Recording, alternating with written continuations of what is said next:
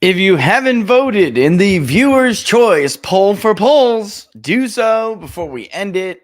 Looks like there's a clear winner anyway, but we're going to find out here in a little bit. All right, let's get this party rolling.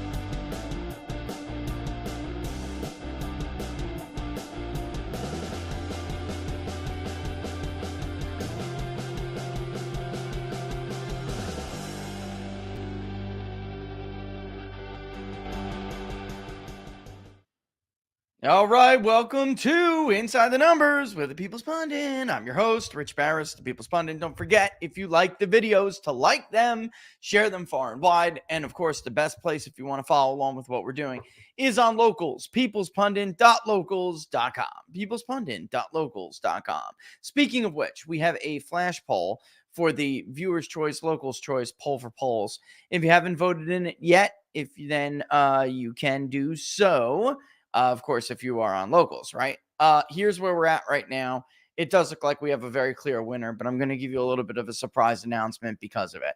All right, so we asked very simply, before we get into this, which state should we poll next? Please vote on which state you'd like us to poll next, and quickly, the poll for polling will only be open for a very short period of time. And then we had only 8 choices. You can only do a max of 8 on this. You can't just keep adding an unlimited amount.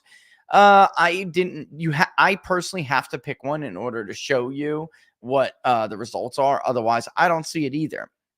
All right, so I picked, as you can see, outlined there, Michigan.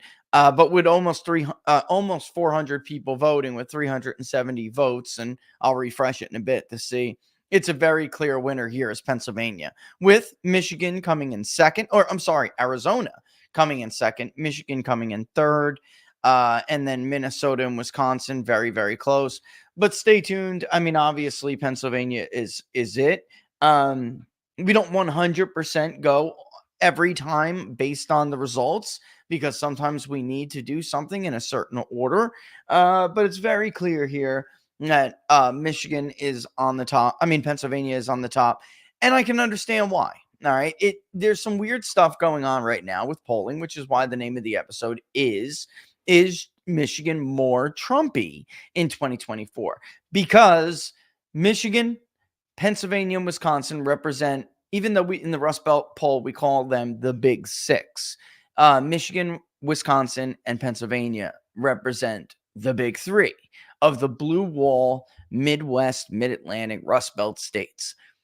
If one goes, it is in the last 8 presidential elections since Herbert Walker Bush lost Wisconsin to the caucus, they have all voted together. That includes when Trump broke the blue wall in 2016, defeating Hillary Clinton, nearly carrying Minnesota along with it, and then when Biden clawed them back in 2020. Still very close. But here's always been the kicker. Whether it was 16 or whether it was 2020, the state of Michigan was the hardest of the 3 to carry. Now, you can clearly see when you're looking at just counties, Trump does extremely well compared to other Republicans. It was basically a less than 3-point win for Joe Biden. It was about not even 2.8, 2.7. But here you can see what happened. There was some changeover in Genesee. Saginaw went back to Joe Biden. Oakland was a 14-point lead for Joe Biden. Trump did win Macomb and Monroe, but they were smaller margins. Washington is a Democratic town, as you know. Kalamazoo is a Democratic county, excuse me. Kent, which Trump carried in 2016, went to Joe Biden, and Muskegon swapped back. So there are several key counties that would have to switch back, right? Leelanau is also very close, by the way. However, even though, let me put it this way, past is typically prologue, but demographics change. And coalitions, as I say all the time, do not last forever. Political coalitions are always shifting. Wisconsin now is, despite the polling, Wisconsin is viewed to be the easiest of the three for a Republican presidential candidate, mainly Donald Trump. Let's get real. To carry. It was the closest in both 16, or it was the most Trumpy in both 16 and 20, even though it sometimes can pull a little bit more to the left in presidential elections than it actually votes. For instance, we all remember the infamous Biden plus 17. But it was, ABC News Washington Post was not alone in generally finding that Wisconsin can be a little bit manic, let's call it, on how it polls versus how it votes. Right, but generally speaking, Pennsylvania has been more Trumpy as well than Michigan, and certainly Wisconsin has as well. Now that happened in 2016. Let's start with Wisconsin. You can see Joe Biden got less of a vote share than he did in Michigan, where he cracked 50%, and Donald Trump got 49%, just about 49%, or 48.9. That compares to only 47.9 in Michigan. And as you can see, Joe Biden inched ahead of 50% a little bit. Scooting over to Pennsylvania, Trump got closer to his vote share in Wisconsin than he got in Michigan, and Joe Biden just barely inched above 50%. So conventional wisdom would think, well, this is going to hold. And in this election that very clearly is swinging to Trump, that he is more, that he is favored in, that it would be easier for Donald Trump to claw back the state of Wisconsin, followed by Pennsylvania, then Michigan. But I got to be honest with you guys. I see what some of these pollsters see. So it's not just the one poll we're about to go over. I'm about to show you in a second. In our own polling, Wisconsin looked closer. In our own polling, Michigan was about the same as Pennsylvania. Trump, it depends on how which ballot test we're talking about. But Pennsylvania was absolutely in the same ballpark. Just so to give you a little bit of a heads up, in the Wolverine Battleground, Trump led Biden in our poll by 4.7% head to head, and by 3% in the full ballot, which included non-two-party candidates. In the eight-way race, oh, never mind, sorry. But in Pennsylvania, he still led, and he led by about 4 points, rounded. However, in Pennsylvania, in the head-to-head, he led Biden by 3.5 points. And then in the overall race, it was expanded a little bit. Or no, I'm sorry, if you added Kennedy, it dropped down a little bit, but it was still about 3 points. All right, so generally speaking, it shakes out this way. In practice, however, for instance, when you're looking at the Emerson poll that came out the other day, Pennsylvania and Wisconsin were more Trumpy than Michigan. But if you, and I said it, I posted it on social media on purpose.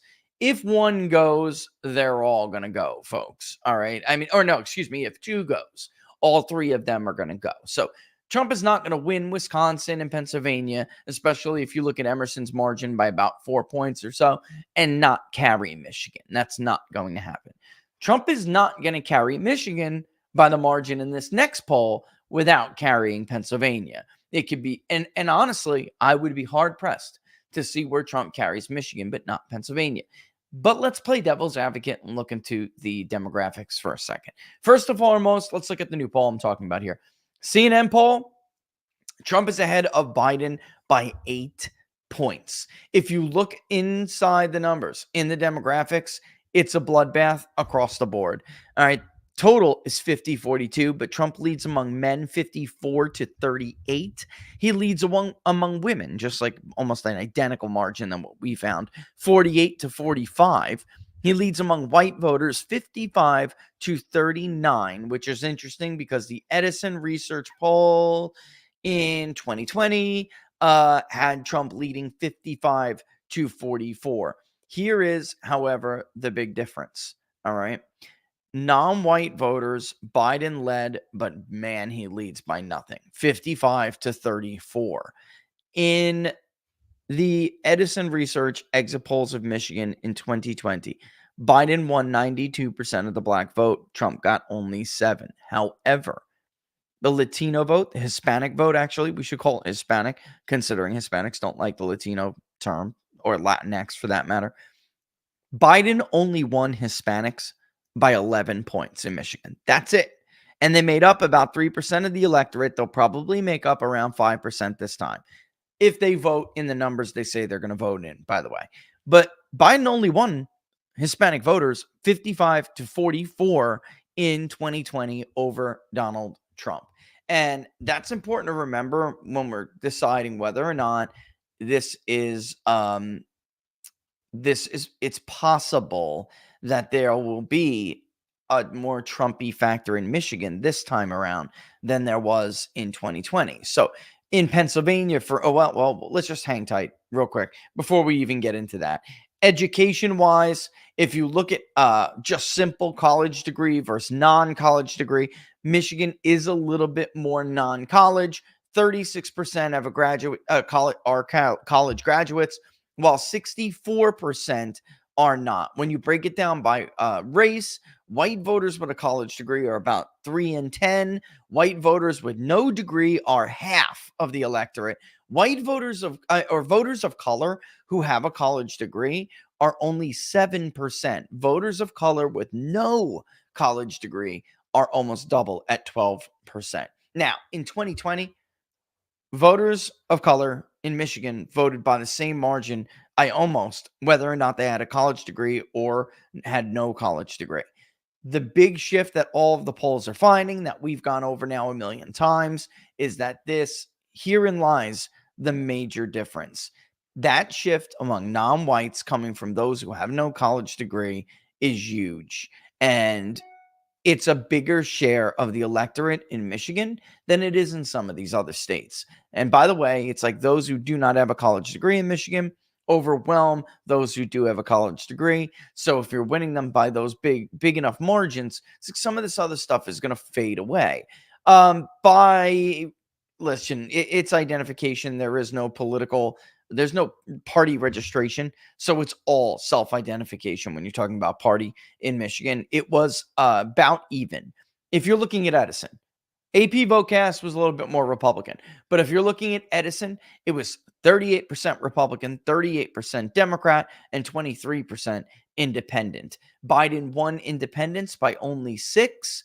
Now in Michigan, he is getting friggin' clobbered with independents. If you just do the head-to-head, Trump is up by 10 points. So it's more than if you're taking. It's about a 16-point swing if you're taking Edison at their word. Also, party crossover. Trump only won about 3% of Democrats in 2020 in Michigan, supposedly, and Biden won 6% of Republicans.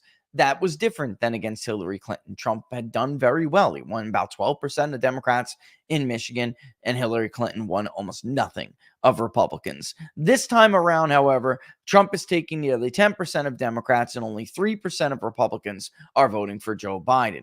That's in the head-to-head, or giving people the option to just say other generically, or I don't know or won't vote. When you add third parties, it gets even worse. It's a worse situation. Or no, wait a minute. In this poll, I'm flipping them in my head. I'm sorry. It trims the lead to 6. So they found what we found, that it trims the lead to 6. Kennedy is getting quite a bit of the vote, about 18%. That would be a state where I would expect that. And sorry to keep that up there for the whole damn time, but you won't be able to see the crosstabs anyway. They're too small.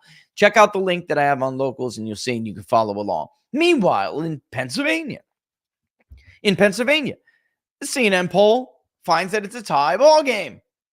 46, 46. Right. So with the Susquehanna poll still in the average on RCP, Pennsylvania is a much closer race on the RCP average than it is in Michigan, and I'm going to show you why in a second here. Hold on one second. Let's not do the Kennedy, just head to head. Yeah. There we go. Here we go. Add to the stage. All right. So Trump leads on the RCP average in Pennsylvania by 0.5. He leads on the decision desk average by a lot more. Why? Because these polls are old. Susquehanna, by the way, is even almost a full week, about a week overlapping, older than the Franklin and Marshall poll. Franklin and Marshall notoriously sucks. So does the Muhlenberg poll, but it is what it is. They had Biden up by 1 with very, very low vote shares in some of these polls. Susquehanna had Biden up by 10. It was very clearly an outlier when it happened, as you could very clearly see. Quinnipiac had Biden up by 3, and that was thought to be kind of out there and an outlier. Muhlenberg College, Franklin and Marshall having Biden up by 1, that's believable, but it looks like Jim got some noise at Susquehanna, and he went on a podcast on Real Clear Politics, and they had a 30-minute discussion about the poll and about how, it's impossible for Donald Trump to win Pennsylvania based on his findings. And to me, I'll be honest with you, I was talking to Barnes about it. It was very backwards from what not only what we're seeing, but what everyone else is seeing. It didn't make much sense at all. And some of the arguments included, like big media talking points that are just not true. So the New York Times even had Trump up by 4 when Susquehanna was Biden plus 8. So you could see like the ties are in that ballpark. Bloomberg's got Trump up by 6. The Hill, Emerson, they just republished theirs just a couple of days ago. They have Trump up by 4. Fox News has Trump up by 2. So you can see there's a lot more red on the board than there is blue. But in RCP, they don't do what Decision Desk does, which has a weighted average. In other words, Susquehanna being so far away from the polling in the from the field work conducted by CNN and Fox and Emerson, so far away that their impact on the average is weighted down. The older a poll gets, or in the business we call it gets stale. It's stale data, stale polling data. That should, in my opinion, it should be weighted down. Like, I see no point to keep both Franklin and Marshall and Susquehanna. You want to keep the Franklin and Marshall one in there? Fine. But to keep both polls in there, especially the one that's a gross outlier, now that it's 2 months old, I just see no point, no legitimate reason that you could do that. None. All right, so going to Michigan, just to show you, look, it looks a very comfortable lead. And despite there being some leads for Biden here and there, it's not like there's really some crazy outside the consensus thing. And by the way, what happened with Emerson, with it being a tie, is defendable at least. And let me just be consistent. If you're going to remove the Susquehanna poll, this Detroit news should not be in here either. I mean, you're talking about 2 months ago, folks. You want to roll a month? Okay. 2-month rolling average, a little bit outside the scope. As you can see here, just from the trend, Biden hasn't led in a very long time in Michigan. And some of these leads have been downright huge and massive. CNN's not alone in some of these plus 8s. As you can see, this is Detroit News was done by Glenn Gariff Group, and they have never found Trump leading in the state of Michigan. In fact, they overstated Hillary Clinton and they overstated Joe Biden.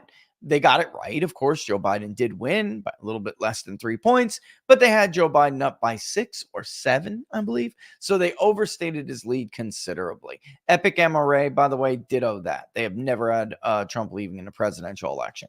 So you can see here, it's been a very long time since Biden led in the state of Michigan in polls.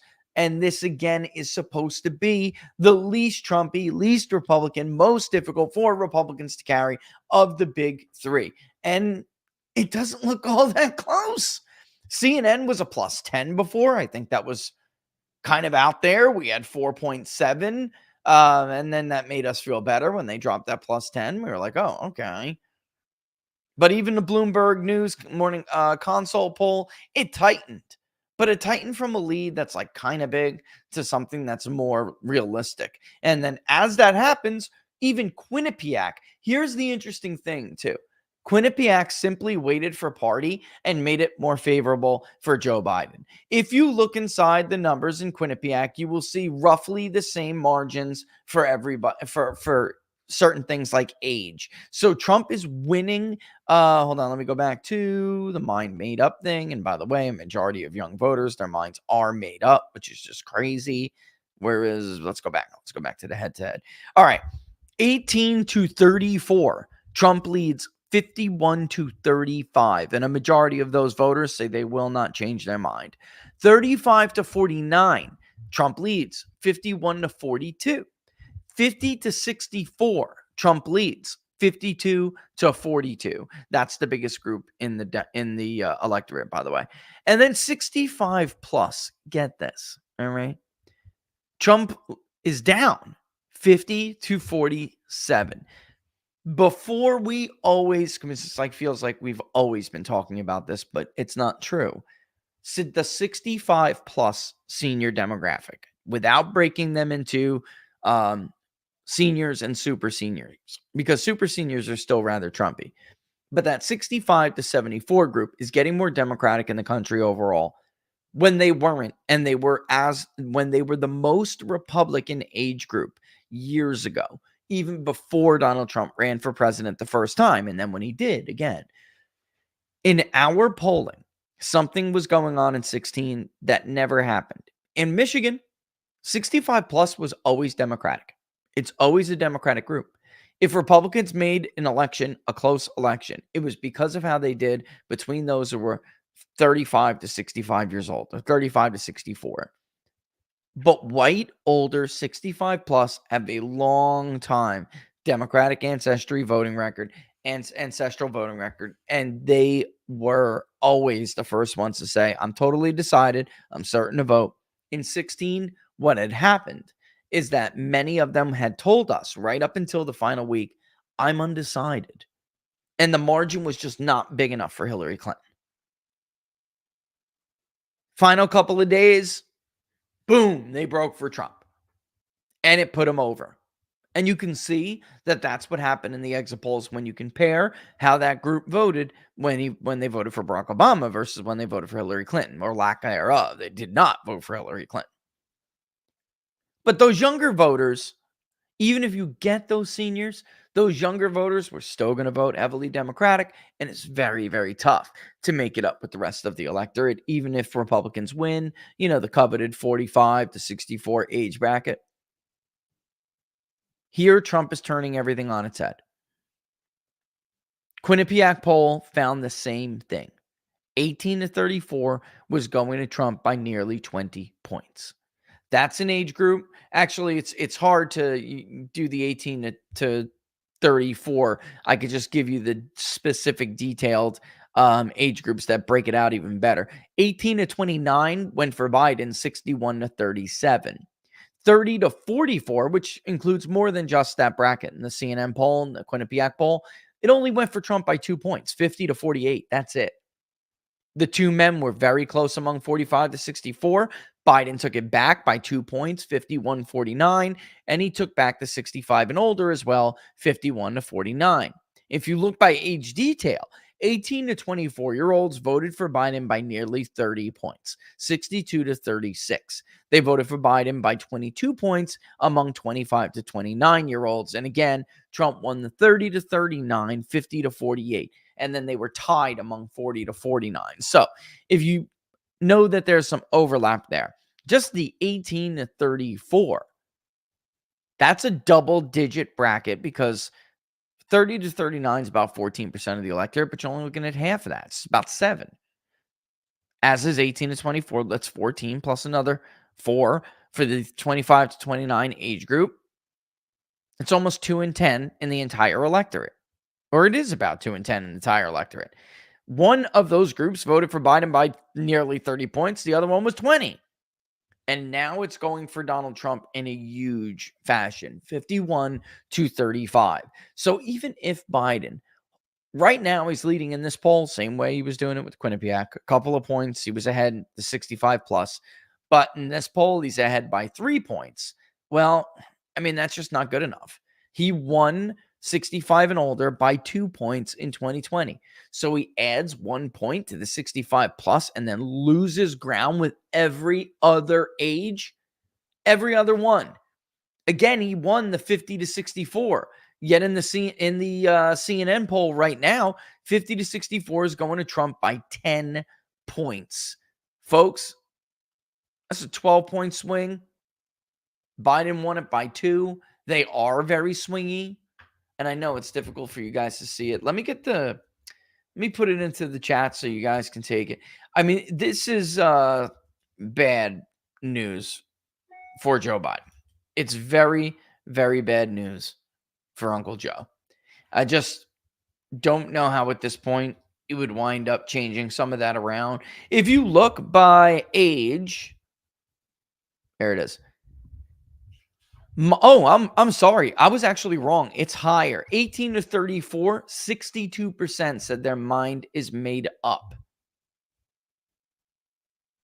62%. The 30 to 49, 69%. Their mind is made up. In fact, 50 to 64, which was one big swing to Trump, that was 82% of those voters say their minds are made up. 65 plus 82%. So this is a major problem for Joe Biden. It's hard to see how there aren't certain things going on in Michigan that kind of make it make sense. But Michigan's the least Trumpy, Rich. But not if the polls are right about where Trump is improving the most. Among which demographics is he improving the most? So just looking by college degree, because it's important to remember, let me do college by race so we can give you the swing. It's important to remember how much of the electorate for some of these groups each represent as a share overall. So white voters with a college degree, 29% in 2020. Biden won them 53 to 46. He is winning white college graduates by about that margin. He's fallen a little bit. Trump has fallen a little bit, but it's about the same margin, 51 to 44. White non-college, that actually went for Donald Trump, 60 to 39. But Joe Biden has lost considerably with them, and Trump has increased 62 to 31. And then again, it's that non-white, non-college. That's where he has considerably increased because overall non-college is going for Trump 55 to 36. And that is, let me get you what it was with non-whites. It was only 5 points in 2020. So again, Trump won it 52 to 47. When you include those who are not white and don't have a college degree, now Trump is carrying them 55 to 36. Big difference. Big difference. So it's almost like Biden will be on the ballot, Matt. Something's not going to happen. It's not, unless, I don't like saying things because words have power, but there's only one way Joe Biden would not be on the ballot.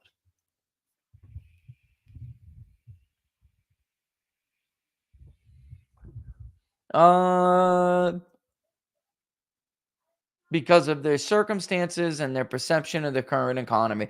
And the Seltzer poll really illuminates that, doesn't it? Like, even though Biden's approval fell with consumer confidence, for instance, and not just young voters, all voters.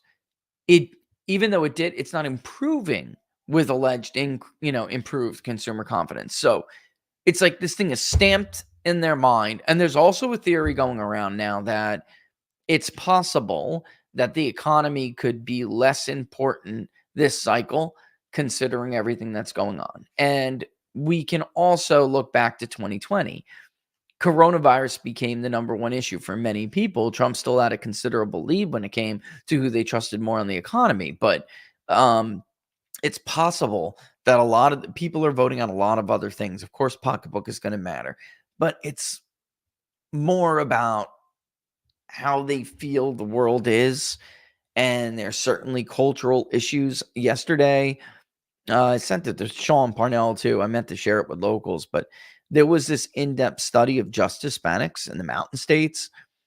And of course, in Nevada and Arizona, that's pretty important. Their views are like just completely solidified at this point. The economy is almost like an afterthought because they know, even though they chose and economic issues were number one, they felt like we already know our choice with that. They're voting on other things, like even threats to democracy were pretty big for some of these groups, and they backed Trump on it. In fact, even in the CNN poll, let me see if I can get there. It is. Oh, that's such a small picture. Let me see if I can zoom in on this, guys. That's crummy. I'll try to zoom in for you, but I'll read it to you if you cannot see it anyway.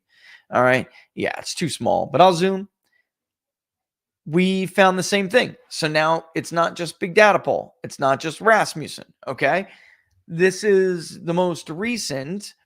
Who would be better on the economy? Trump beats Joe Biden on the economy 55-29. On immigration, Trump beats Joe Biden 53-27.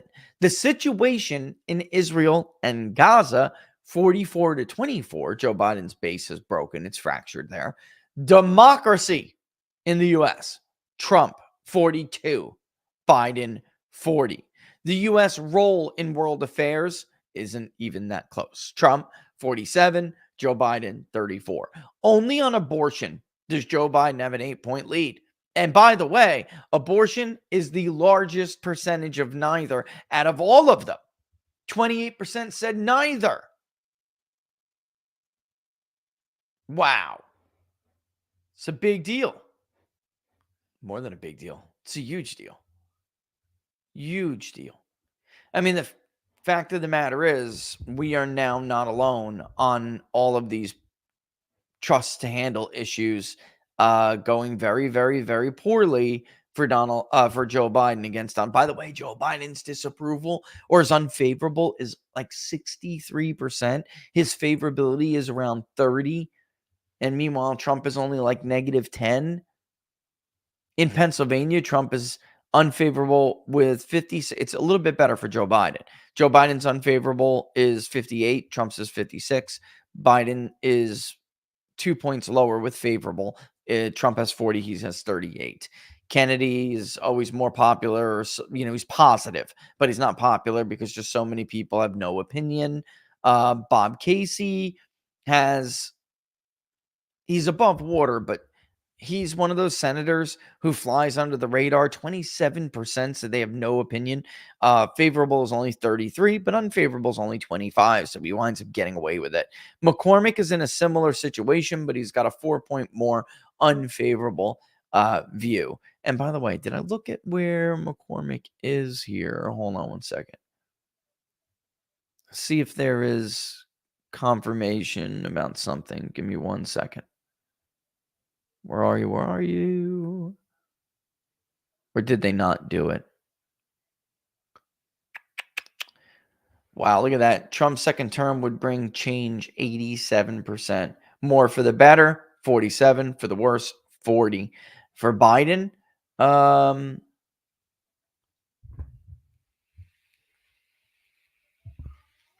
no, I'm wrong. Hold on. That's a follow-up. Do you think Trump would be second term would be more for the better or for the worse? For the worse was 45. For the better was 54. Biden's in deep trouble then. Even though the poll is tied, Biden is in deep trouble with numbers like that. All right, let me exit this out. Let's look at issues in Pennsylvania. Pennsylvania clearly has the most votes in our poll, so it looks like we are polling Pennsylvania. But here, let me just drop the surprise on you because Laura said, do a shorter show. You need rest and do Q&A before you end it. So that's what I intend to do. The surprise is, surprise, we're going to do both of them because we have to call it the Rust Belt poll, baby. That's why. We got to do the Rust Belt poll. Not all of them. We don't really need to do all of them, but we are going to at least do two of them. All right. And I'm thinking two because then the next one should be Georgia. Even though Georgia scored so low and it's somewhat funded. We'll take a look at the update on the public polling project in a little bit. But where are we? By the way, there's a new national one up. I don't know if you guys saw that, but somebody had given a sizable donation to the old national poll, which was very, very, very generous. And they said Rust Belt poll and wherever needed. And I will say this, because she didn't put herself anonymously. I just don't want to blow her up without her permission. But she knows obviously that we use that fund for multiple polls, including a wave of Rust Belt polling, which was way over budget. But that was very, very generous, and I appreciate it. But yeah, the whole time the Peach State poll's been up, it's only at 37% out of 100% funded. It does have a number of donations, but not a lot. I feel like I can justify doing the Rust Belt polling. That's where the election will be decided. I truly believe that. But this Georgia's important. It is. And I understand why people want to do it. I think Michigan and Georgia are two very important states to poll, as is Pennsylvania. They call it the Keystone State for a reason. But there are key demographics in states like Michigan and Georgia. It's like if Donald Trump is going to show strength in those states, he's going to win the election.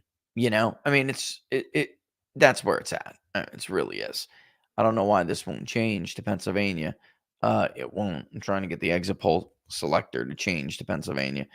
But again, Michigan is a little bit more no college degree than Pennsylvania. Pennsylvania is 60-40, no college. Michigan's more like 65-35. Georgia, same thing, but then it's wider. Trump did real well with Hispanics in Michigan. He got crushed in Pennsylvania. It's like a normal Hispanic margin. It was overwhelmingly for Joe Biden, 5% of the electorate, and they voted 69-27 for Joe Biden. Black voters were the same thing in Pennsylvania than they were in Michigan. Joe Biden won, allegedly, 92% of them, and Trump only won 11%.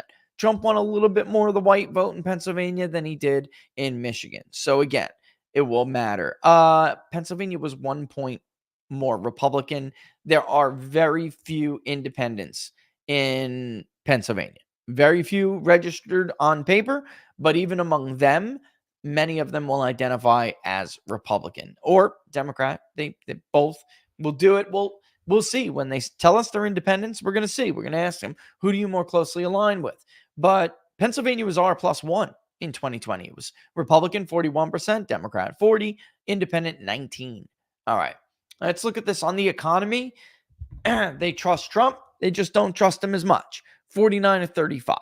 On immigration, they trusted Trump 49-31. Situation in Israel and Gaza, it's Trump by 11. Democracy in the U.S. is Biden in Pennsylvania, +5. I'm going to show you in a second. I just can't help but to wonder if I don't know, it's just a little bit too democratic in this one. Anyway, abortion policy is not an 8-point here. It's a 14-point. So it's pretty significant. And then also a key thing here with Bob Casey is that they think things will be worse off if Republicans take control of the Senate. All right. It's very different when you're talking about Trump. Trump's 54% for the better and 45% for the worse if he gets another term. So still you have a majority saying no, things would be better if Trump gets another term. That's huge, guys. Huge. I just wanted to show you, I want to say Michigan was R+1. I'm trying to see where this one is. Why is it? Oh, sampling subgroups. Okay. I'm like ready to have a canary like that. That's ridiculous. Anybody go over this? And here, let me send you guys this link too.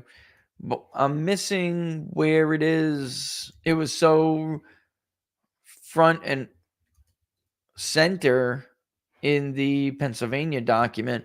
In the methodology statement in Pennsylvania, it was front and center.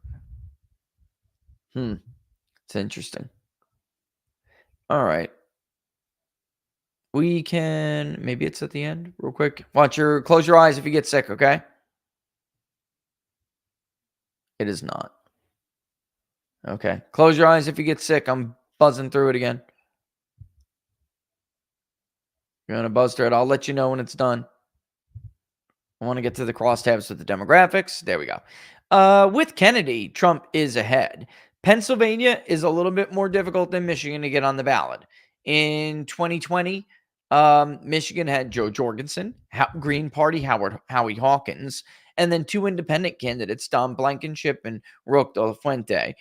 Pennsylvania only had Joe Jorgensen, the Libertarian candidate. So it will be interesting to see how it goes. But it does look like, at least in their polling, Kennedy hurts Biden in PA, helps Biden in Michigan. We found the complete opposite to be the case, but multiple times.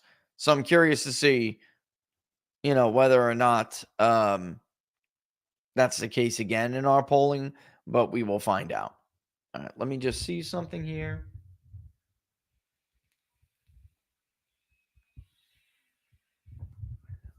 All right, so Biden is winning independents in this poll, even though there aren't that many of them, but Trump is winning crossover.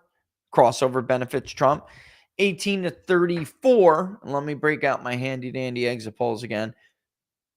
18 to 34 is going for Trump, 45 to 42, with 10% going to someone else. Biden won 18 to 29, 62 to 35. He did that by basically, and by the way, 30 to 39, he won 61 to 37. So they are in the poll is 18 to 34. So there's crossover there.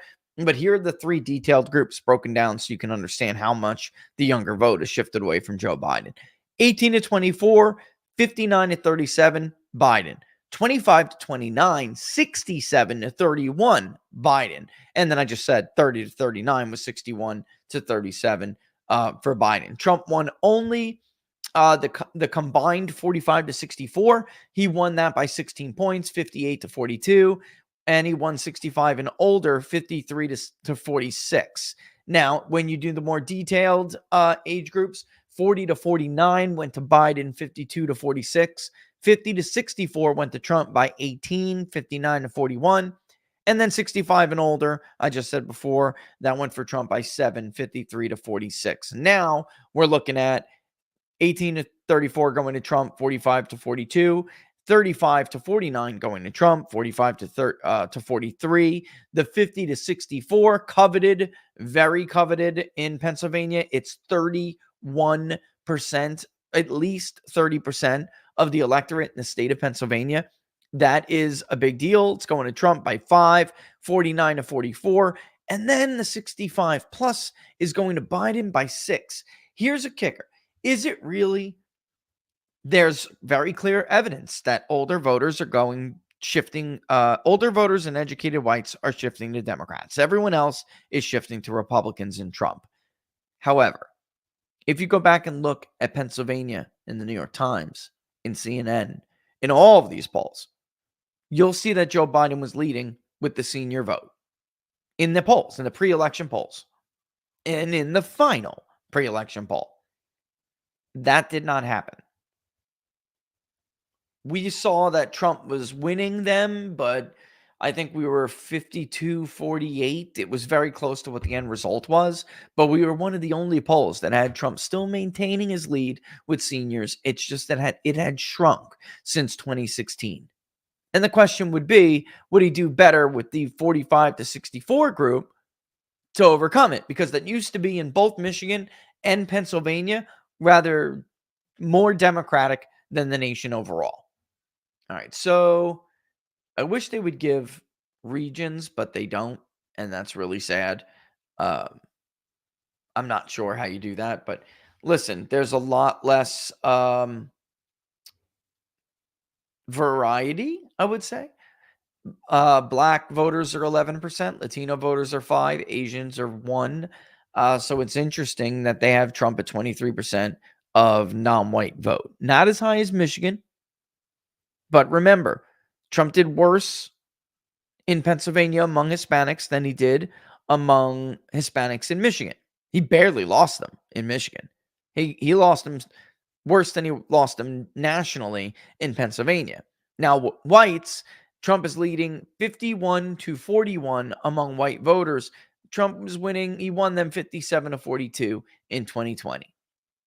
So almost all of this is coming from doing, uh, almost twice as well with non-whites, even though, because Latinos are only what, 5 black voters. So they're less than half of black voters. Yeah, so he's got to be doing almost twice as well. It's interesting.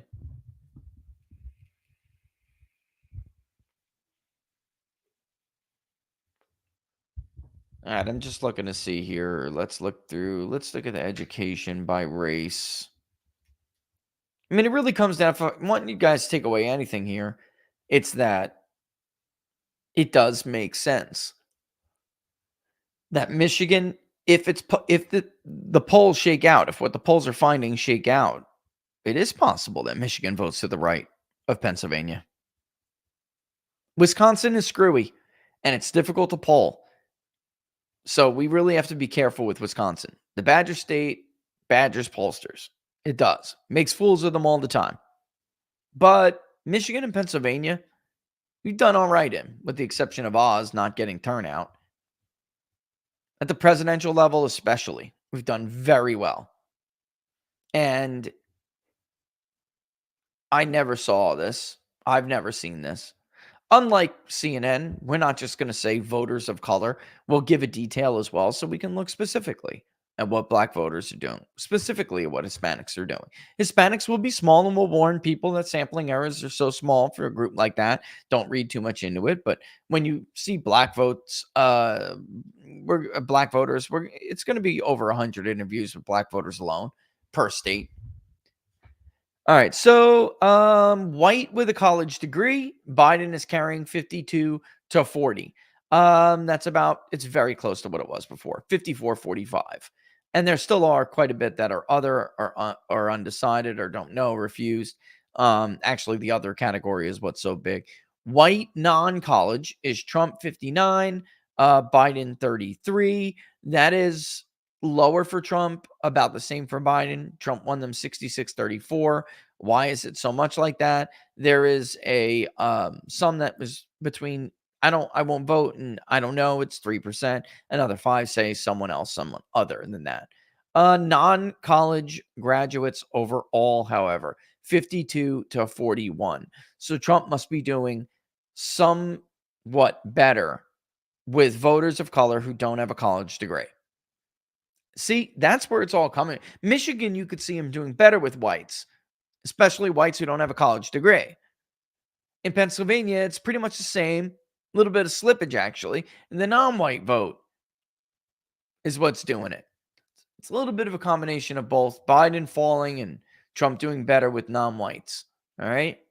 So, geez, 30-12-51. Is Laura in here yet? I don't know why that link would not kick out to you guys on YouTube. Hold on. Let me try to. If I put something else other than a link in, maybe it won't flag it as spam. Hold on. Yeah, see, I just said YT. All right. So, let's see.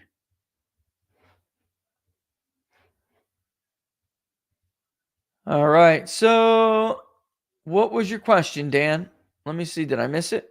What was your question? Let's try to get to some of the questions before it's too damn late. Does that also apply to Rogers in Michigan? Yeah, no. I mean, honestly, there's some lagging, um, significant lag among uh, Republican Senate candidates Did they put out that? They may be holding it back. We haven't seen it yet. McCormick was doing a little bit better. It doesn't look like they put the results out for Rogers yet. Although you can see that they did poll it. They're probably holding it back. But if you look, like Rogers was only down a Slotkin by 2, while Trump was what? Oh no, tied in that one. That is almost all from non-white vote. It is. What else? I don't want to kill this guy's name, but Hovde, Hovde, Hovde. He cut Baldwin's lead in half. I think he actually, considering Tammy Baldwin's at like low 40s, mid 40s, she's only been polling at like 45%. I think he has room to grow, especially with Trump on the ballot. Especially with Trump on the ballot. I think you guys got to be reminded, because I've been seeing a lot of this. The same polls that are informing people's opinions about the Ohio Senate race are the same polls that had Bernie Moreno either flat out losing or barely winning. All right. And we have to, I like Emerson, but we got to take their ability to lean voters with a little bit of skepticism. Because if you looked at their final result in Ohio in the primary, you could see that Bernie, if you just looked at the first initial wave of results, you could say, you know what? Looks like Bernie's got momentum. And then when you looked at the result on Tuesday, you could have said to yourself, yeah, it kind of makes sense. Look at how it was in Emerson in the final poll. But then Emerson leaned the undecideds. And when he leaned the undecideds, he made it look like Dolan closes the gap. So believe me, if there was something wrong with the primary polling, there's something wrong with the general election polling. And considering Moreno was only down a few points, I think it's safe to say that Sherrod Brown is down. I don't really care what anybody says. I've been through this in Ohio now more times than I care to count. No. And by the way, this is somebody who knew Brown was going to beat Jim Renacci. Jim didn't have it. Mandel was ahead, but we're polling both Mandel and Jim. And Jim just didn't have it. He didn't have the Trump coalition that I make such a big deal about. Going through the Northwest counties, Wood, and other counties that surround Toledo, the Toledo area, the Obama-Trump counties, all the way from the northwestern part of the state to the very, very, very key Ohio Valley. Like the three C's. Not really. Not anymore. It's more like the Obama-Trump counties that surround the three C's. Cuyahoga, Columbus, Cincinnati.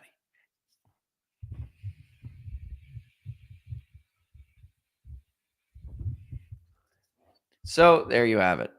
I mean, it is what it is. You know what? Before we go on to some of these other ones, and I was wondering if Laura was in here, because it's a little hard for me to follow along with these without Laura up in there. You know, Rumble account on Rumble said, you're just not going to get 400 to 500,000 Trump Brown voters. No, you're not. You're not. Not anymore.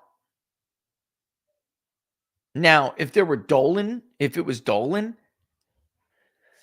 then you might have, because Brown would have played don't forget, I've always been an economic populist. Trump and I agree on a lot. We just disagree on how we intend to get there.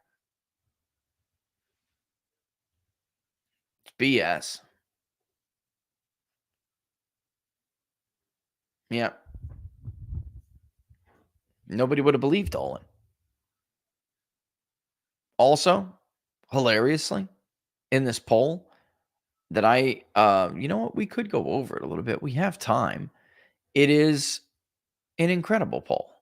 It's all about Hispanic voters in Nevada and in Arizona. It's a big deal. You know what? Let's do it, because it says something in there that I think is huge. and why someone like Dolan is weak. Do you think Democrats are moving too fast with changes to our culture? Do you think that we're leaving behind things that make America great for these kind of nutcase ideas? And there's a lot of social stuff about transgenderism in there, and it's just this general feeling. Dolan is somebody who caved to the culture wars like that. He took away a proud name and institution from the people of the state. The working class voter of like Trumbull County is going to be, or Mahoning, is going to like, screw this guy. He can't even fight for his own business. He's not going to fight for us. All right, this is a battleground survey of Hispanic voters. We should go over this. The following battleground survey was conducted by On Message Inc. in Arizona and Nevada. Live caller, March 2nd to the 10th, 2024, both English and Spanish. 500 likely general election voters, all Hispanic. This survey was stratified to reflect historical turnout. Margin of error is 4.4, basically, for the total sample and 6.2 for each state. Dan, this is going to go to some of your questions. Or some of your question, I should say. You may notice that while Republicans are catching up on how they're doing against Democrats among Hispanic voters, watch the difference between the generic ballot and the presidential election.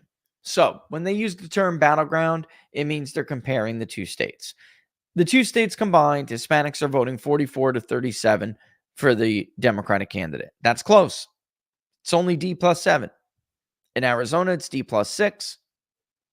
And in Nevada, it's D plus 8. It's close. Certainly better than it has been in the past. However, do they think the country's on the right track or the wrong track? You can clearly see very negative. Why isn't that trickling over then? Their most important issue, inflation and jobs. Immigration is number 2. Political corruption, number 3. Abortion, number 4. Crime, number 5. Healthcare and education costs, number 6. And then you can go down the line and see. And you could see it's very, very close in both Arizona and Nevada. It's a little bit different here and there. For instance, political corruption swaps with abortion in Nevada. Abortion is more important in Nevada to Hispanic voters. And get this, they are slightly more, not slightly, in some cases, they're more to the left on abortion than Arizona Hispanics are. And remember, Trump just did really, really well. His best precincts in Arizona were Hispanic areas, or you can call them precincts. In Maricopa, you can vote anywhere. People tend to vote near their house, of course. But you can see in the Hispanic areas of Maricopa, he did the best.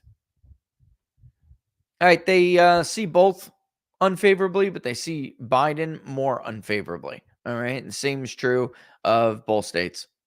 Now look, Dan, Trump is only down by 1. So he's doing 6 points better at least. In Arizona, he's tied. In Nevada, he's down only 2.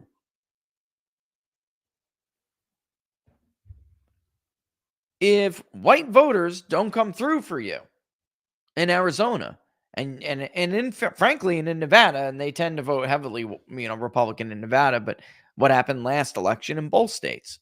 The white vote was actually pretty damn close. If they don't come through for you, clutch, and in heavy margins, you cannot lose Hispanics by 20 points, 30 points. Hell, you got Republicans still losing them by 7 and 8 or something like that. That's probably too much. Unless white voters go big for them. And you just can't count on that anymore. You can't. All right, so with Kennedy, Trump actually has a 1-point edge over Biden with Hispanics. Here's the kicker. In Nevada, there will be, of course, none of these candidates, but Don Blankenship was on the ballot. No Green Party was, but Don Blankenship was.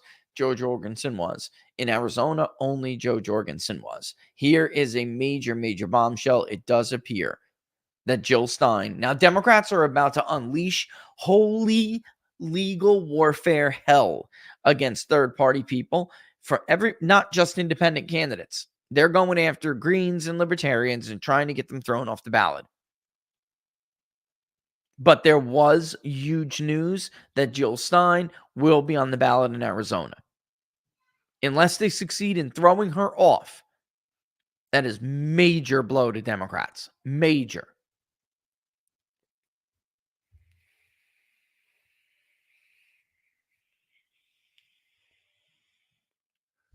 Tester, just to go in and just while I'm looking at some of your questions, Tester's no pushover, and she's not a great candidate. So right now, honestly, sure, I'll call it a battleground, but I actually think Tester, those polls that have him, 2 points, probably, ballpark.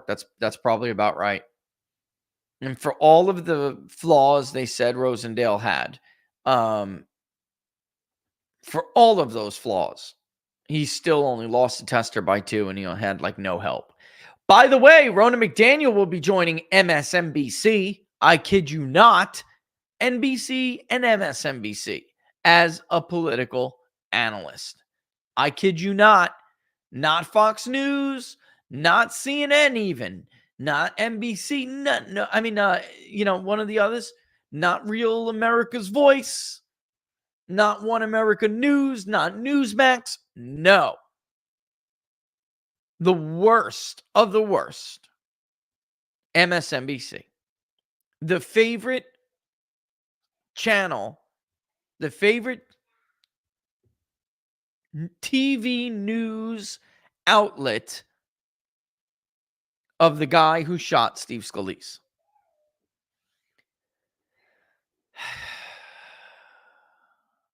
It's like I just don't know what else people expect.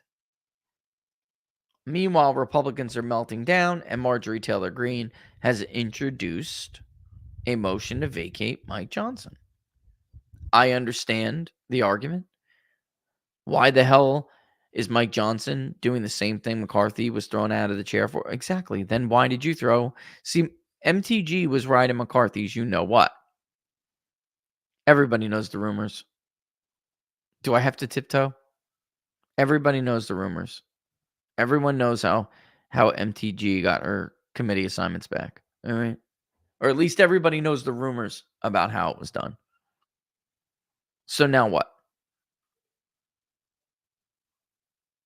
Miss Christian is going to take her revenge on Mike Johnson and the people who threw out her magic stick.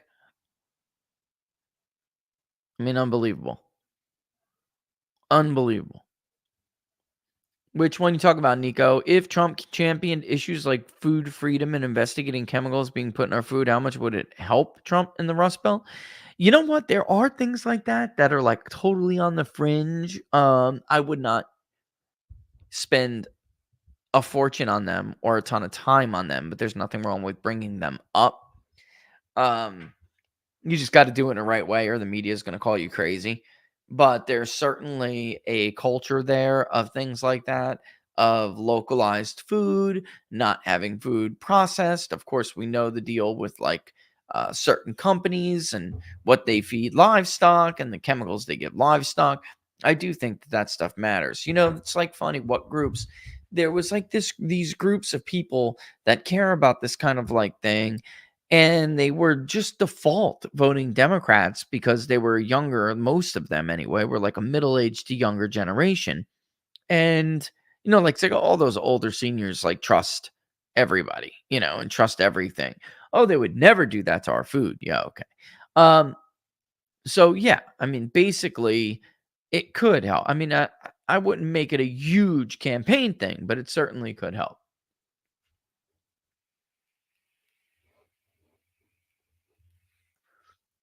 I don't know. You guys want to take a stab at this? What do you guys think? From locals on everywhere. What do you guys think? How long will it take before she starts stabbing Rona McDaniel starts stabbing Trump in the back? What do you think? Yeah, I mean, here's the thing, Derek.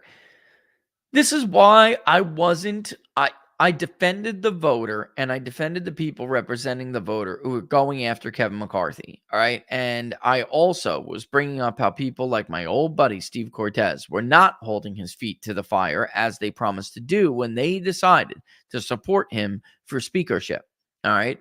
And he's a two-faced backstabbing piece of shit. So I didn't really care. But I just thought it was a bad move because you don't do anything strategic if you don't have a plan, if you don't have a backup, if you don't have some kind of game plan. I'm all about strategy.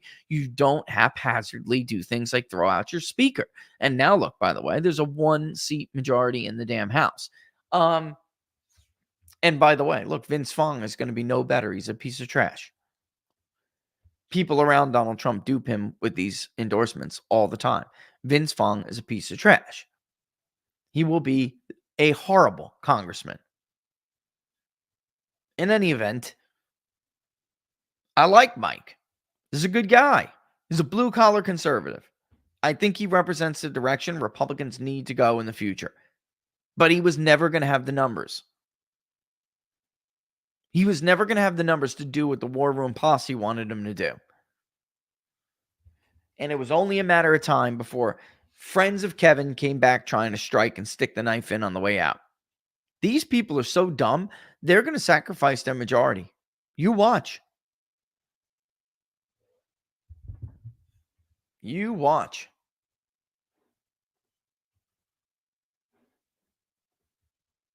There was one reaction during the State of the Union I had a problem with Johnson, but everything else, not so much.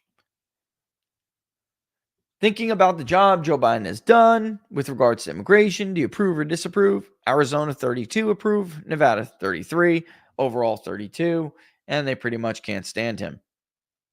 Although it doesn't make sense, by the way, if Arizona is 63 and Nevada is 62 disapprove, how did they get to 61 overall? It's weird. Unless there's a typo here. Anyway, you understand what I'm saying? That's simple math, folks. It doesn't make sense. And by the way, Arizona should be weighted a little bit more. It's larger. Who do you trust more on the issue of immigration? Trump and Republicans or Biden and Democrats? Trump and the GOP. It's about even in Nevada. It's 3 points in favor of Trump and Republicans in Arizona. Here's where I think wording, here's a great teaching moment, okay? This is 2 questions, not 1. Who do you think or who do you trust more to handle the issue of immigration? Donald Trump or Joe Biden? Question 1. Second question, who do you trust more on the issue of immigration? Republicans or Democrats? Is a separate question. Because, of course, Republicans aren't the same as Donald Trump, especially on immigration. So this is why, again, the identity crisis is so important. I actually think the inclusion of Republicans hurt Donald Trump on this question. Anyway, look at this. 35% outright between the 2 states say deport them. 32 in Nevada, 37 in Arizona. After that, they like Trump's policy, remain in Mexico. So 57% total are down with Trump's policies. Detain until the court can process their claim. Does very weak in both states. Only 11 in Arizona and 16 in Nevada. Here's the problem with that policy. People can campaign on it, but the truth is we don't have the ability to hold them because the courts are so backed up. And then the last one, continue to resettle because they are explaining that Biden is just resettling them in all areas all around the country. Only 23% think that's a great idea in Arizona, making for a total of about 34% for the bogus policies these people advocate for. And then Nevada was 26, making that 32%. So, or I'm sorry, 42%. But 52 in Nevada would rather take the Trump approach, and even more, 62 in Arizona would rather take the Trump approach. Trans issues. Do you support or oppose laws that prohibit biological men from competing in women's sports? Now, we've asked this before. We got generally the same result, except Nevada looked a little high to me. Uh, we did not find that Nevada was particularly fond of this, let alone Hispanics in Nevada. But here you have it. 64% support it in Arizona, 28% oppose it. In Nevada, 55% support it, 40% oppose it. And let's take a real quick locals question break. Trump really screwed the pooch with the Fishback endorsement. We have the opportunity to add a Massey, Donalds, Roy-esque person to Congress in the Minnesota 7th Congressional District is what we're referring to. We are going to endorse Steve Boyd at the CD7 convention. It will then be a race for the August primary. It would have been easier if Trump waited till after the convention to endorse. He does this stuff, Ryan, and I'm sorry for that. I'm sorry you're dealing with that crap. I really am. Because it's really, really annoying how they do that. And I'm trying to think here who it could have been that interfered in that part of the country. Emmer, maybe. Yeah, could have been Tom. It's like, why the hell are you listening to Tom Emmer? He hates your guts.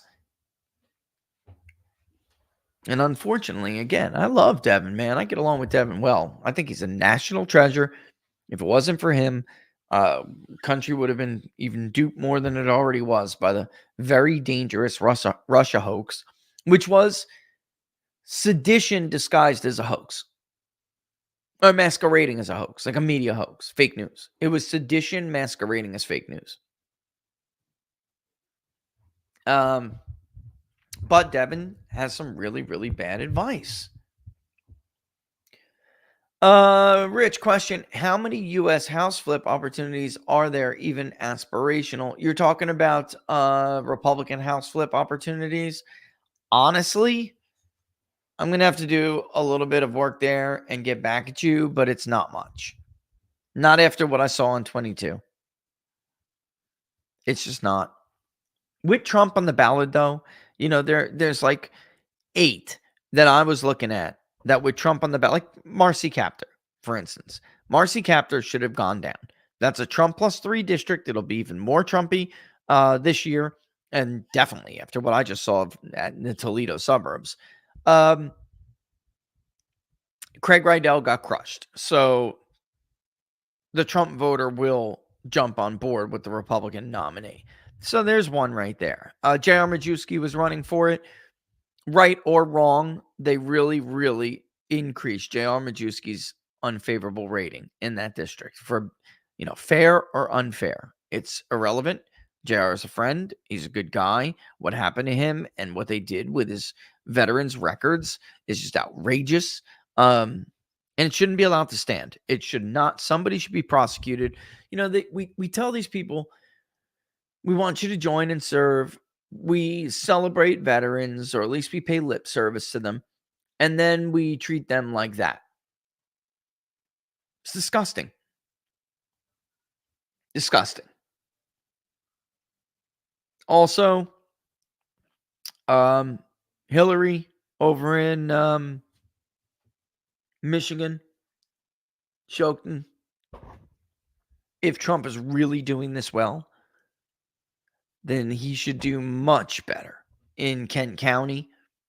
And generally, I mean, we went over it during the primary, but generally the Grand Rapids area, Muskegon, Ottawa, and Kent should be more favorable this time for Republicans. So yeah, there's a lot there. Tulsi, I'm put her in a cabinet, put her somewhere in the cabinet, but VP, no. Somebody had made a good suggestion for Tulsi the other day, and I was like, you know what? That is a good idea. Veteran Affairs Secretary, maybe? Something like that.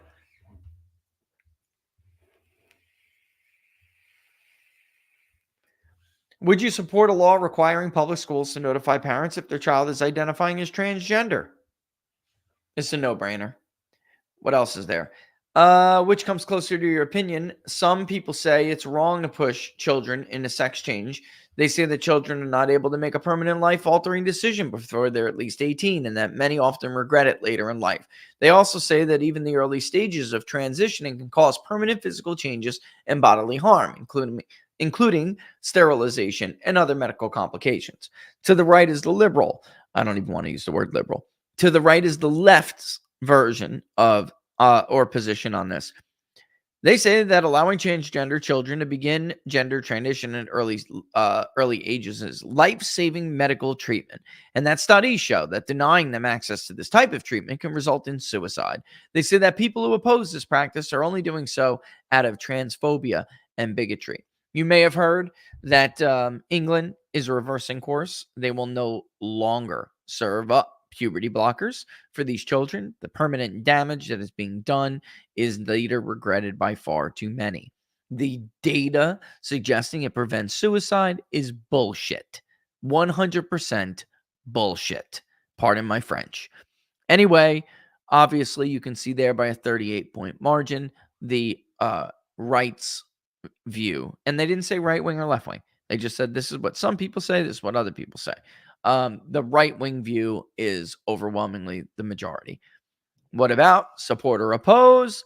Law requiring public schools to notify parents if their child is identifying as transgender.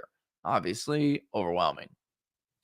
Many public schools in America are failing our children, and they're falling behind the rest of the world. Almost 80% agree with that. About 80%, 8 and 10. It's like a point of agreement in a world of contention.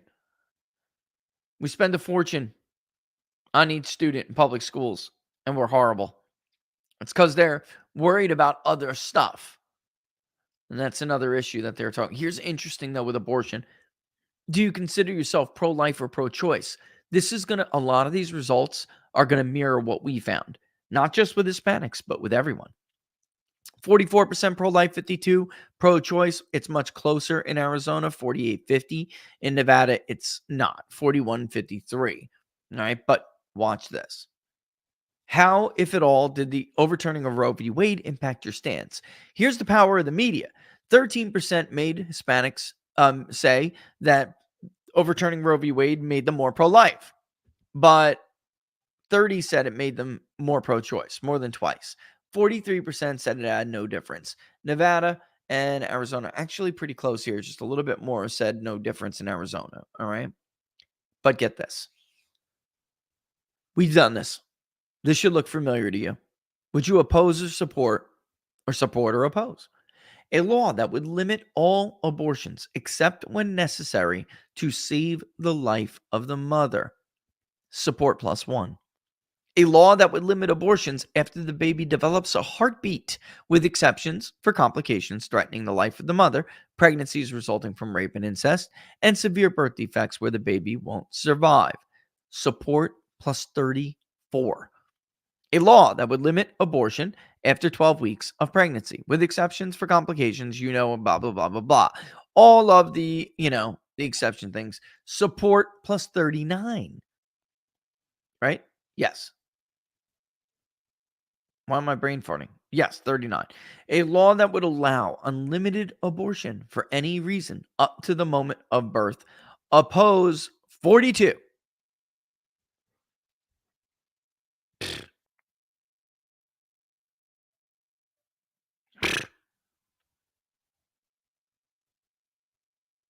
What do I tell you? What did I tell you?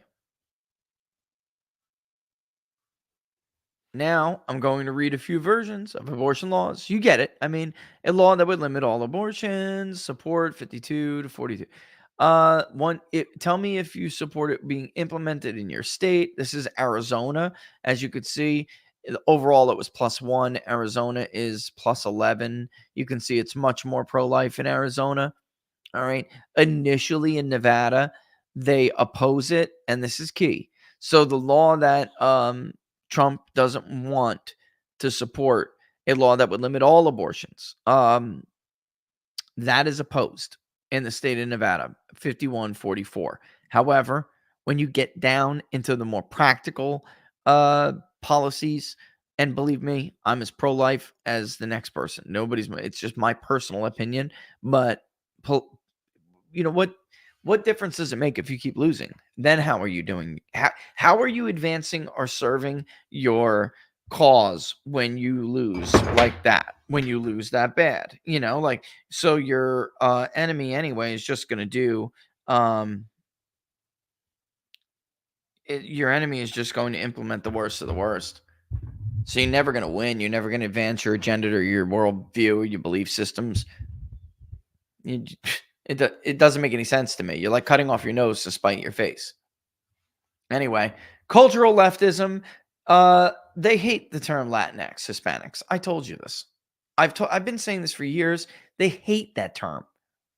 It's like white people, white liberal rich people think they know what non-white people think and prefer and support and desire. And it's just total nonsense. They don't. Particularly, by the way, I've asked about the term just Latino. Do you prefer to be called a Hispanic or a Latino? Now, because of the technical differences and some people being aware of them, some groups favor Latino more than others. But overall, they prefer Hispanic. Please tell me if you agree or disagree with the following statement. The left has gone too far on social issues like race and transgender. I mean, it's overwhelming in both states. Just a couple, 2 points higher in Arizona, but it's overwhelming. American culture is changing too quickly, and we need to fight to protect the values that made America successful in the first place. Agrees 72. A little bit more in Arizona, 74 versus 70, but you get the point. The reason for America's success is the ability to work hard and succeed without government getting in the way. Even the more liberals in Nevada agree with that. Entrepreneurial spirit and hard work have allowed many in the Hispanic community to succeed in America, and most government regulations simply get in the way, right? On and on and on. Let's go back to the bank here for a second. AOC told me Latinx was the future. I know, right? This is a girl. Oh my God. This thing, this. Oh, and I left that comment up there. This woman, this woman was in college, right? When Joe Biden went to China, she was supposedly studying international relations. You would think they would have discussed current events. I know I sure as hell did when I got one, because I was bored and wanted one, a degree in international relations. Barack Obama was in the middle of the pivot to Asia. The Washington Post was like, why the hell was this guy so easy on them? They were flabbergasted. They wrote an editorial about it. Obama was pissed. Now we know why. RICO's not a crime, 80 legal people on X tried telling this idiot what a predicate offense is. People just can't admit when they're wrong. They just can't. She was like, oh, man, she was going down with that shit. It was pretty pathetic. Wrong, she tells Ted Cruz, a guy who studied law at Harvard under Alan Dershowitz.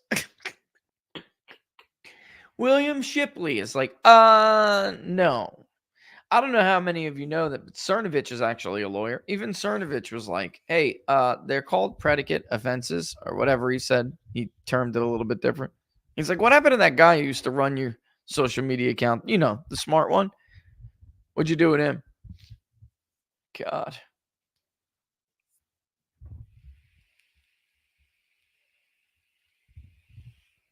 That's true, Sandy said. To be fair, Rankin also studied law at Harvard. Yeah, but that's the difference, though. Like, Rankin knows he's full of crap. He knows he's covering up crimes for Joe Biden.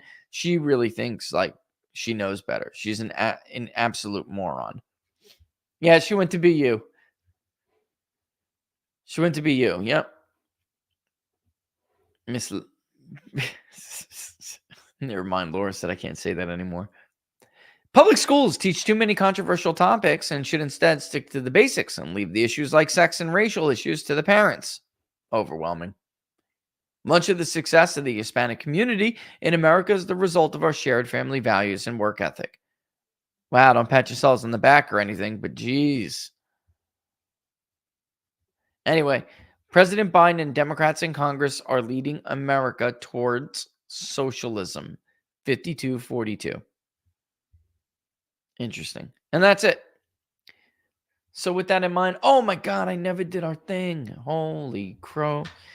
All right, hold on. Boom, just like that. Let's take a quick break. Have a word from our friends at Jam and Bean. As you guys know, Jam and Bean is a great company. Speaking of the state of Michigan, that's where they're out of. And they are masters in the art of coffee roasting and make the best medium roast in the full bodied in the world. The teas are also amazing, and I am on them now like crazy. But send us your feedback when you get a subscription. We'd love to hear what you think. Their popcorn is amazing. It's gourmet. Everything is, of course, all natural. And it is in a world of its own. It truly is. I had no idea that Michigan made maple syrup, but you just saw a flash on your screen. And I got to tell you, it's very, very good. Those custom boxes are awesome, but listen up, listen up. When you sign up to a new subscription at Jam and Bean, if you use the promo code TPP40 at checkout, that's TPP40 at checkout, you will get 40%, half off. 40%, nearly half off, right off the rip. Plus, when the subscription renews, you will still get 10% off just from using the People's Pundit discount code TPP40 at checkout. And by the way, if your thing is freeze-dried candies, they are the bomb. They have saltwater taffy, different kinds, cookies and cream. It's amazing. It's all freeze-dried. Bit O honeys that are freeze-dried, Skittles that are freeze-dried, Starbursts that are freeze-dried. Amazing. They introduced me to this. I mean, I had seen it in the stores and stuff. It's very expensive. It's not it's less expensive when you buy from Jam and Beam, but it's like superior to the hill. And I can say that because I've gotten multiple freeze-dried Skittles and there's no comparison. None. Jam and Bean's way better. The teas, look at those teas. It's making me want a cup right now. So delicious. I'm on that new one. I told you guys I was trying. It's over there. I'd have to get it. But I mean, you can't go wrong with any of them. They're amazing. And as always, like I said, send us over your feedback because we'd love to hear from it. Man, look at all this. Let me update this real quick and just look at this. When was the last time you saw this on Real Clear Politics? When was the last time you saw this? There's a whole lot of red, man. Whole lot of red. Yeah, that's with the third party's been added to it. Jeez. Only blue there is in the Senate races, Dan. I mean, look at this.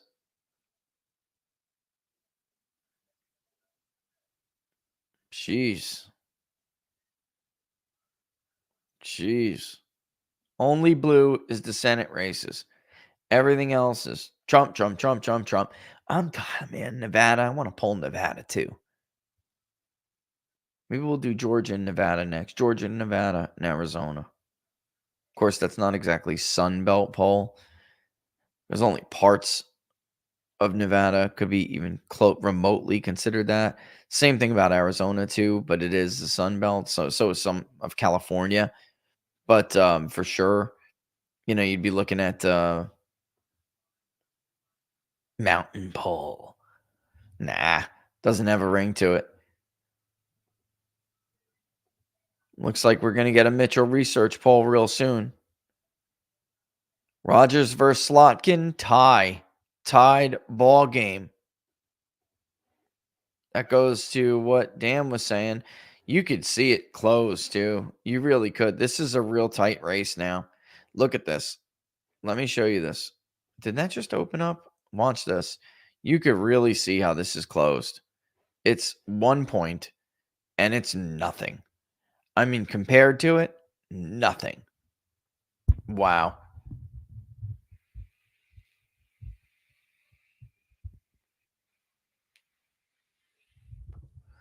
I'm wondering what they're doing here. Stabenow versus James. That's not 2020. Stabenow's margin has fallen considerably. She could go down next time. I'm telling you. Let me just look at 2020. Hold on one second. Curious. Went against Peters in 2020. Man, that's close. Less than 100,000 votes, 49.9 to 48.2. You also had Valerie Willis, Marcia Squire, and Doug Dem on the ballot. Wow. Very, very close indeed. But you can clearly see if they had the graph up, you would see it. That's tightening and tightening quick. I mean, that seat really could be up for grabs. I mean, let's talk about this endorsement real quick. Speaking of his, and hoved it too against Tammy Baldwin. Baldwin's only at 45%. At least with Slotkin, folks, she's not she's not an incumbent, you know? She's she's in Congress, but so was Rogers. And then with Trump on the ballot, it's like Rogers really could benefit from this. He really could. And he got the endorsement, even though Rand Paul's right. He's a deep state hack. He is. I don't like him either. But the fact of the matter is, he wasn't going to endorse Justin Amash. The guy was a two-faced backstabber at every turn. Wanted Trump removed from office. Russia, Russia, Russia. I kid you not. Let's not forget the historical record here, folks. And then the other choice was Peter Meyer. Fire Meyer, who, yours truly, helped John Gibbs defeat in the primary before Kevin McCarthy came around and said you have to fire him and everyone else around you if you want our help. I don't take it personally. I'm just not sure next time candidates really need to think. If they're lucky for me to help them, which may not happen because I don't know if I want to help anybody anymore. But if they are lucky enough to have the help of the People's Pundit, they should really think, is it worth it? Is Kevin McCarthy's money even worth it? Because I'll tell you right now, every week, every 2 weeks, John would call me anyway. Rich, this is what's going on. Here's what the polling shows that they gave me. Yeah. Signal for Kevin McCarthy. Yeah. They pulled that race for John at Kevin McCarthy's expense. Hillary Shokin +3. That's it. They told him the race was close, to shut his mouth, not answer any of the election denialism stuff, not answer on abortion. They painted him as an extremist, talk generally about inflation. That is not the plan that we put together. The plan that we put together was a detailed way to message cost of living crisis that the country was in. We had beautiful plans on how to respond to the attacks that we knew were going to come about John being an abortion purist. Interviews lined up with police officers that were the victims of rape, that were the products of rape, willing to line up out of courtesy for me and cut an ad with John. Looks like MTG caved. Is that true? Yeah. And there we go. That's another one. Tristan's making a good point. I was talking to Sean about this, Sean Parnell.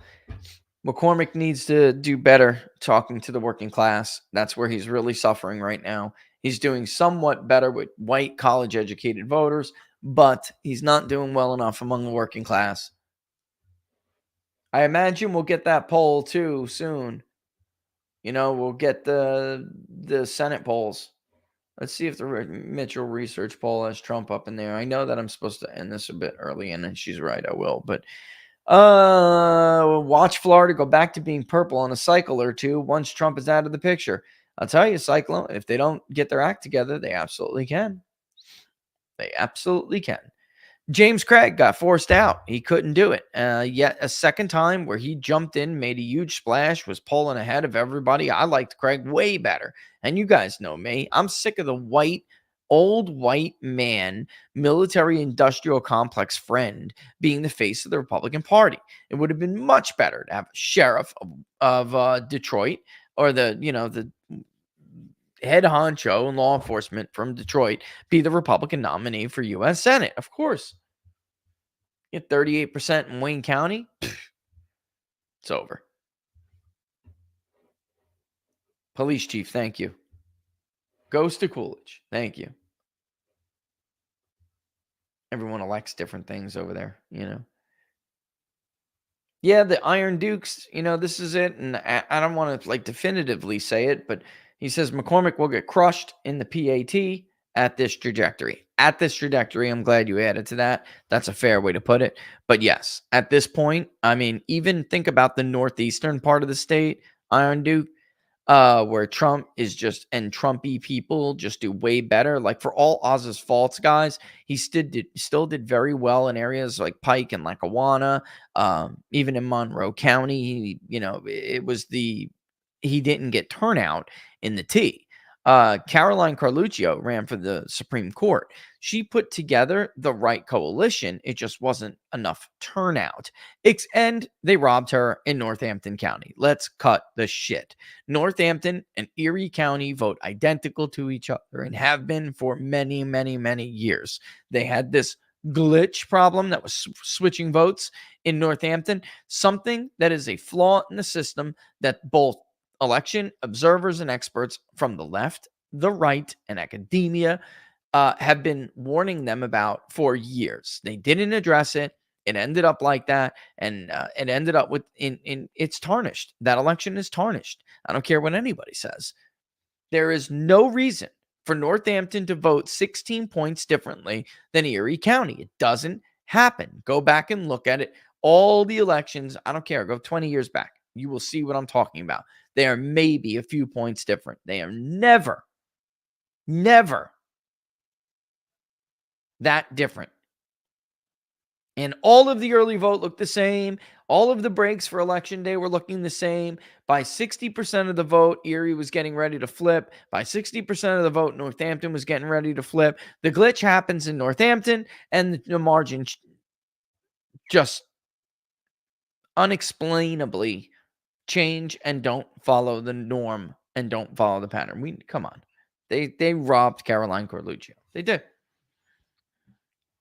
Sometimes they do things, though, that they don't need to do and take unnecessary risks, because the truth is, even though she put together the county coalition, correct, she didn't get enough votes. Hold on, let me move this stool so I can stand. It's time to stand, get some blood flow going.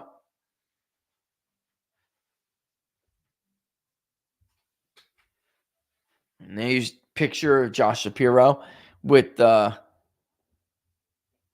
boy. Did you see it? Oh, yeah. You didn't see it? Where was our buddy Sean? Should have had him come on today to talk about it, in fact. But it was not good. Not good at all. Not good at all. Here it is. Look at this. And here's Sean Parnell responding. This is very bad news for the people of our Commonwealth. I wonder how much Soros money Shapiro has taken over the years. It's never been a good thing when politicians are owned, especially by someone like Soros. And this is a tweet from Alex Soros, his son. Was great to see one of the stars of American politics the other day. Look at his shoes. This is like the worst of us. Okay. This is the worst of Western society. Governor Josh Shapiro, PA of Pennsylvania. Congratulations to him on all the work he has done to enhance access to the ballot. And to tell you the truth from what Sean has said, Sean, they've been around for a while. He was, that he was one of the Soros-funded DAs. I mean, this is a guy who has had real connections to him for a long time. He also, by the way, now governor, had said, as attorney general, don't worry, Allen County, Mr. President, will find you the votes. I don't know what that means. What does that mean? Allen County will find you the votes. I don't know what that means. Come on, Mitchell Research. What do we got here? Let's see if we got it yet.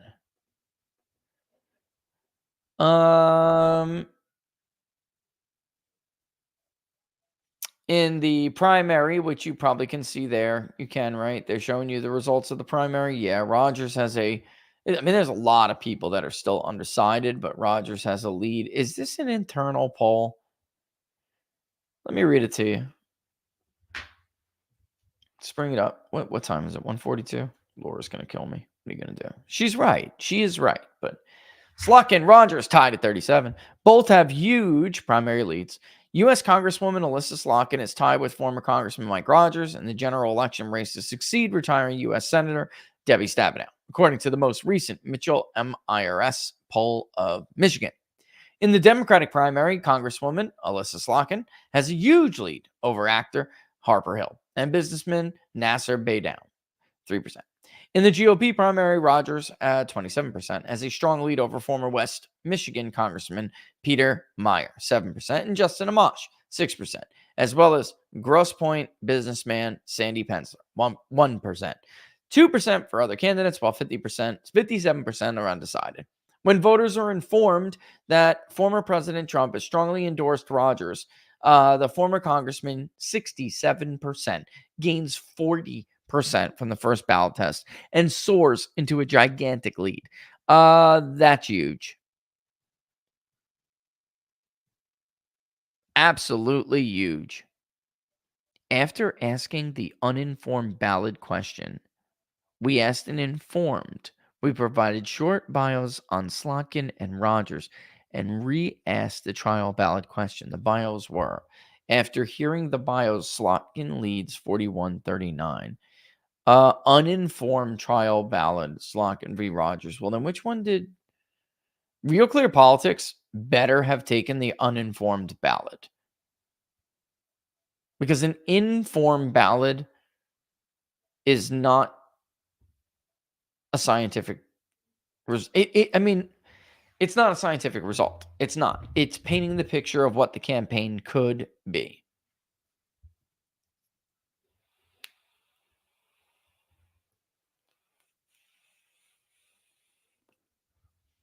Rogers is stronger with Republicans than Slotkin is with Democrats. Slotkin is a big lead among independents. That could change, especially with Trump on the ballot. Slotkin leads 42-28 with women, and Rogers 46-31 with men. That's a real weak lead with women. It is 42%. Slotkin has a 16% lead with 18 to 44-year-olds and a 20-point lead with voters 65 plus. Well, that's a problem, especially if Rogers only leads by 2 points with 45-64. Rogers leads by 2 with white voters, but Slotkin leads by 30% with African Americans, 49 undecided. This is the Trump effect, man. They don't know what the hell they're doing. They don't know what to do. I'm telling you, I really feel like something's going to happen this year. The dam's going to break. I really do. If it keeps keeping up, I feel like it's going to break. Yeah. All right. With that in mind, I'm gearing up to poll. I'm going to ask about trust to handle issues, guys. We'll do different ballot tests. Considering it is Pennsylvania and Michigan, we're probably going to do different head-to-head scenarios. Probably going to do the head-to-head with someone else. Okay. Although it's almost like it doesn't matter with head. We may not do the two-person head-to-head. Maybe we'll just do the someone else with the leans because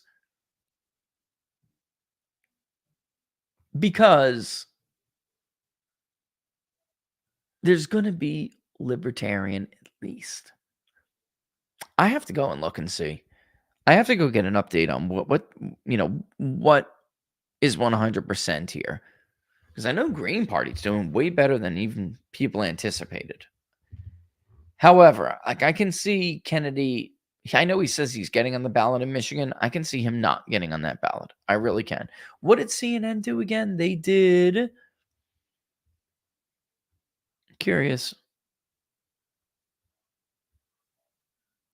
They did in Michigan. They did Kennedy, West, and other. And then in Pennsylvania, Kennedy, West, and other. That's weird. I wonder why they didn't do Stein.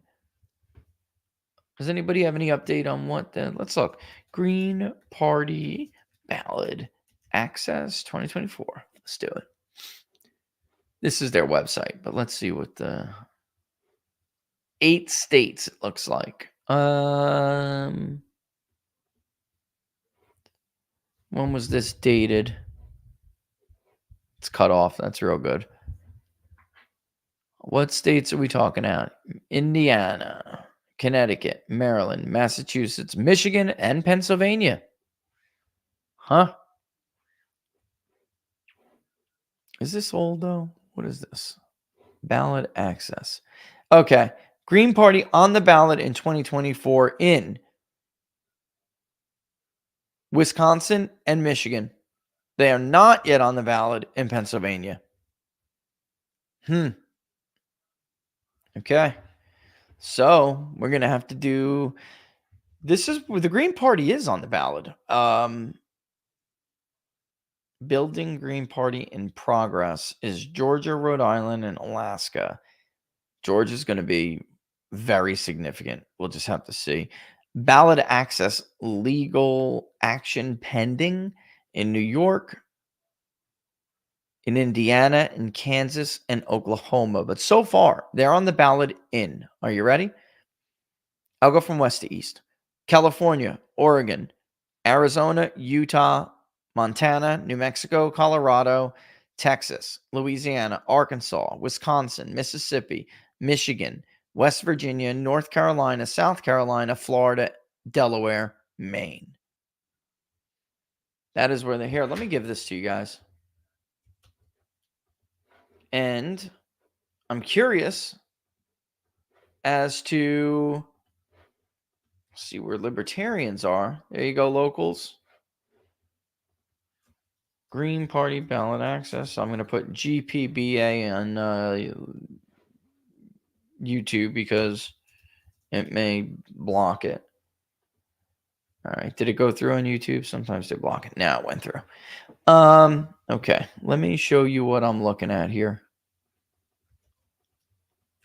We all love polls like the next guy, but the hell with that for a second. All right. Let's see if we can find libertarian now. I mean, not find it. We're going to find it, but ballot access Libertarian Party. And that's it. I mean, there's so much up in the air. We don't know whether Kennedy's going to try to jump on the Libertarian Party ballot.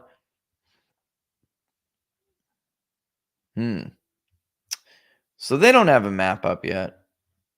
It should be fairly easy.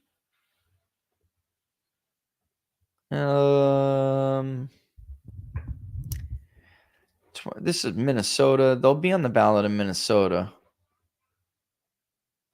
Ballot access update. Here we go. 2020 National Convention. Thank you. All right. District of Columbia. 30 states plus DC for the 2022 election.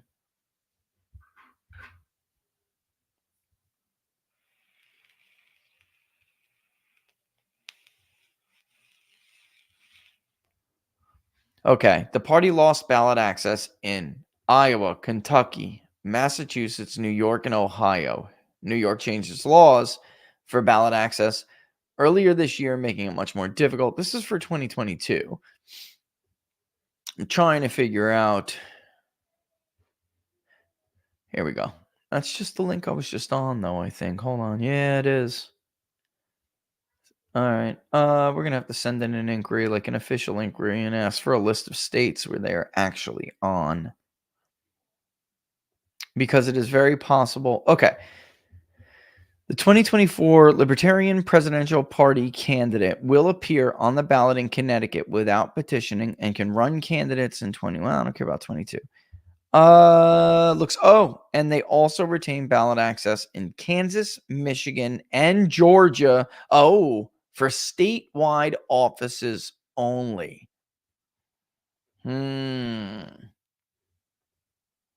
That's interesting.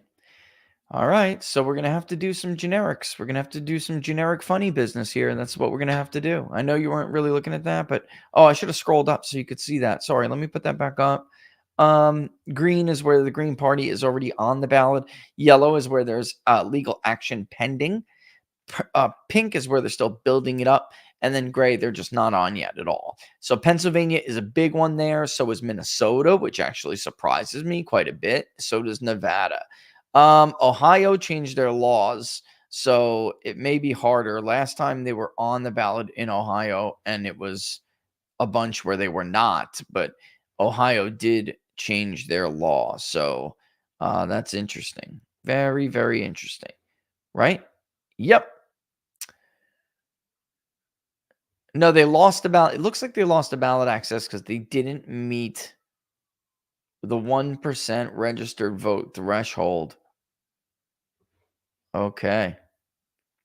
But Jill Stein being on the ballot in Arizona is absolutely huge.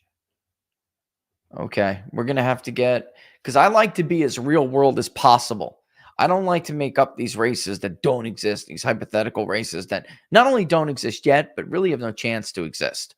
So, we could do a varying, various, that's probably what we're going to do. And then give the results that more closely resemble what's going to happen in that state. All right. So if we do Pennsylvania and Michigan, then we're going to have to do our normal routine and keep the head to head in the event that it's just Biden and Trump in Pennsylvania. We'll see. That's interesting. Very interesting. I am addicted to this, Nico. I am. I got a meeting at 3:00. I got to do. Somebody we used to work with a lot in 2020, and yeah, and then we kind of like everyone's got like with vendors. You have account managers, and we loved her, and they shuffled up and changed, and it was all right, but you get they used to, her and the other guy that I worked closely with. I mean, they would give us calls after elections, like, great job, man. It was so cool. We were watching, rooting for you.